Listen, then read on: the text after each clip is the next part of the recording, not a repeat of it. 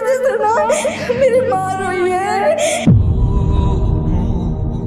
पता नहीं अल्लाह मुझसे राजी है या फिर नहीं।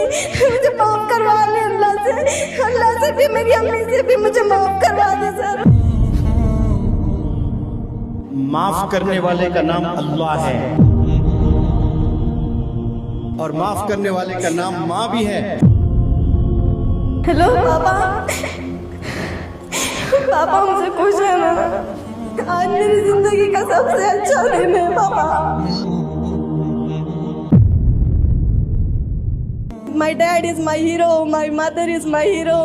बस ऐसे ही बोलते जाते थे, लेकिन जब सर बोलते ना तो वो बातें दिलों में उतरती और उस पर अमल होता। सर की बातें सुन के ना रात रात को नींद नहीं आती। ये सब हम क्या कर रहे थे, हम तो पहले ध्यान ही नहीं दे रहे थे, बस हाँ कहते थे। हमारे अब्बू जान मुझे यहाँ छोड़ने आए थे ना, तो मेरी सेफ्टी के लिए उन्होंने ट्रेन से एसी बुक करा के वो आए। लेकिन जब वो इधर से गए ना, उनके पास टाइम नहीं था कि 24 घंटे पहले वो बुक करवा सके, तो वो टॉयलेट के साइड ट्रेन में बैठ के गए। मुझे ऐसा फील हो रहा था ना कि बस अब दोबारा कभी नहीं, इंशाल्लाह अपने माँ बाप को कभी तकलीफ नहीं देंगे हम। मेरी वजह से ना मेरी माँ रोई है, वो मेरे लिए ना बच्चों की तरह रोई थी सर। मैं भूल नहीं रही वो सिचुएशन। मुझे मेरी माँ माफ कर दे बस। पता नहीं अल्लाह मुझसे राजी है या फिर नहीं। मुझे माफ करवा ले अल्लाह से भी, मेरी अम्मी से भी मुझे माफ करवा दे सर।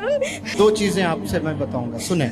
माफ करने वाले का नाम अल्लाह है और माफ करने वाले का नाम माँ भी है। ये भी चीज याद रख लें, माँ हमेशा माफ करने के लिए तुली भी रहती है। आप गुनाह से भर दें दुनिया को और फिर मम्मा मुझे माफ कर दें, पूरी दुनिया आपको जालिम समझे, एक माँ ही है जो आपको बाहों में ले लेगी। नहीं नहीं, मेरी बच्ची ऐसी नहीं हो सकती, माफ कर दे, मैं इसे ठीक कर दूंगी।